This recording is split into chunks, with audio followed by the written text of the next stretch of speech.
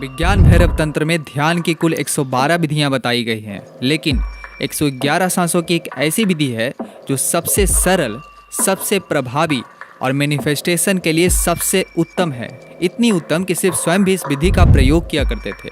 111 सांसों की इस विधि का वर्णन करते हुए शिव कहते हैं, स्वसा स्वसा योगेर गति विरोधेषु अंतर भैरवी स्थिति, यानी श्वास और प्रश्वास की गति के रुकने के बीच में भैरवी की स्थिति का अनुभव होता है। मतलब जब हम सांस लेते हैं यानी श्वास और जब छोड़ते हैं यानी प्रश्वास, तो दोनों के बीच एक छोटा सा विराम होता है। इस विराम में एक गहन और दिव्य स्थिति का अनुभव किया जा सकता है, जिसे भैरवी स्थिति कहा जाता है। तो बने रहिए मेरे साथ इस वीडियो के अंत तक। आज मैं आपसे विज्ञान भैरव तंत्र में मौजूद 3 स्टेप ब्रीदिंग की एक ऐसी गुप्त और मूल्यवान विद्या साझा करने वाला हूँ जो आपको देवतुल्य बना देगी। हालांकि जीवन और श्वास को अक्सर एक ही माना जाता है, क्योंकि ये जीवन के साथ आती है और मृत्यु के पश्चात चली जाती है, क्योंकि ये सांसें ही हैं जो चेतना और जीवन के अलग अलग रूपों को साकार करती है, चाहे वो पशु हो, मानव हो या देवता।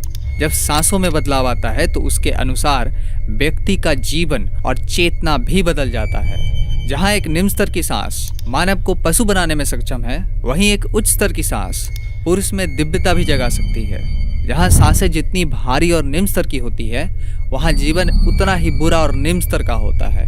वहीं जब सांसें हल्की और उच्च स्तर की होती है तो उसका जीवन भी उच्च स्तर का होता है। मानव इन दोनों के मध्य में आता है। यदि वो अपने सांसों को गिरा ले तो उसका जीवन नर्क हो जाता है। वह अगले जन्म में निम्न गति को प्राप्त होता है। वहीं अगर उठा ले तो फलस्वरूप उसकी चेतना देवतुल्य बन जाती है। और यही वह बिंदु है जहाँ मैनिफेस्टेशन यानी भौतिक जगत में अपने विचारों को साकार करना संभव है। तो अब सवाल उठता है कि ऐसा कौन सा तरीका है, ऐसी कौन सी विधि है जिससे हम भी उच्च गति को प्राप्त हो सकते हैं। तो भैरवी विज्ञान तंत्र में शिव 111 सांसों की एक ऐसी विधि बताते हैं जिसका प्रयोग वो स्वयं भी किया करते थे, जिसे सोहम विद्या कहा जाता है। यह सोहम विद्या सांसों की एक ऐसी विशेष लय, सांसों की एक ऐसी तरंग पर केंद्रित है जिसका अभ्यास यदि दिन में सिर्फ 111 बार भी किया जाए तो सिर्फ कुछ ही दिनों में यह मानव की चेतना को भयंकर रूप से बदल देती है। जाहिर सी बात है कि इस बढ़ी हुई चेतना से कोई कुछ भी प्राप्त कर सकता है।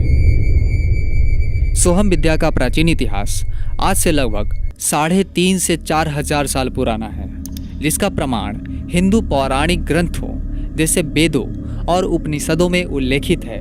जैसे अद्वैत वेदांत कहता है, अहम ब्रह्मास्मि, यानी व्यक्ति की आत्मा और सर्वव्यापी चेतना एक ही है। इसे जानने की सबसे सरल प्रक्रिया का नाम सोहम विद्या है।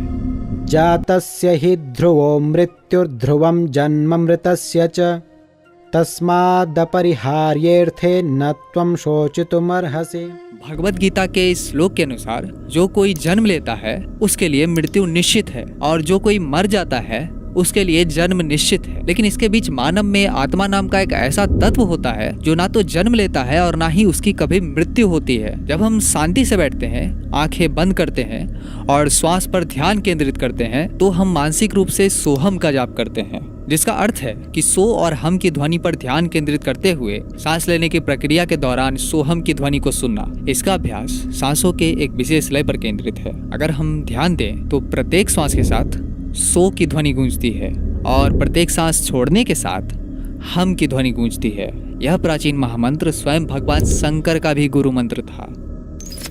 प्रसिद्ध आध्यात्मिक गुरु सद्गुरु के अनुसार यदि आप अपने शरीर को जीवंतता और तीव्रता के एक निश्चित स्तर पर लाते हैं तो आप देखेंगे कि आपके जीवन का लगभग 15 से 20% हिस्सा वैसा ही होगा जैसा आप चाहते हैं। यदि आप अपने मन को एक स्तर की तीव्रता और जागरूकता पे लाते हैं तो आप देखेंगे कि आपके जीवन का लगभग 50 से 60% हिस्सा वैसा ही घटेगा जैसा आप चाहते हैं। और वहीं यदि आप अपने ऊर्जाओं को तीव्र और स्थिर बना लेते हैं तो आप देखेंगे कि आपके जीवन का लगभग 100% हिस्सा वैसा ही घटेगा जैसा आप चाहते हैं। हमारे सपनों और इच्छाओं को प्राप्त करने की कोशिश में हम अक्सर उस एक सबसे शक्तिशाली उपकरण को अनदेखा कर देते हैं जो हमारे पास है, हमारी सांसें। जब हम सही और गहरी सांसें लेते हैं तो हमें अपने मन में स्पष्टता प्राप्त होती है और हमारी ऊर्जाएं हमारी इच्छाओं के साथ एक हो जाती है। योग और तंत्र के प्राचीन परंपराओं में नाड़ी के प्रमाण हमारे जीवन के शक्ति के प्रवाह को समझाने में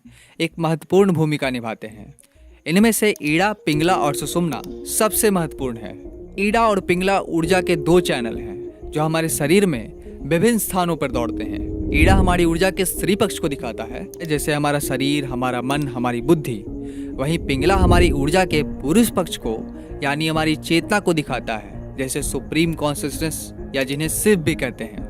और जब शिव और शक्ति एक हो जाती है यानी ईड़ा और पिंगला नाड़ी सुषुम्ना में स्थित हो जाती है तो केवल तभी मुक्ति या जिसे मैनिफेस्टेशन कहते हैं वह संभव है। ईड़ा और पिंगला को सुषुम्ना में स्थिर करने का एक उपाय है जिसे 3 स्टेप ब्रीदिंग या फिर 111 सांसों का रहस्य कहा जाता है।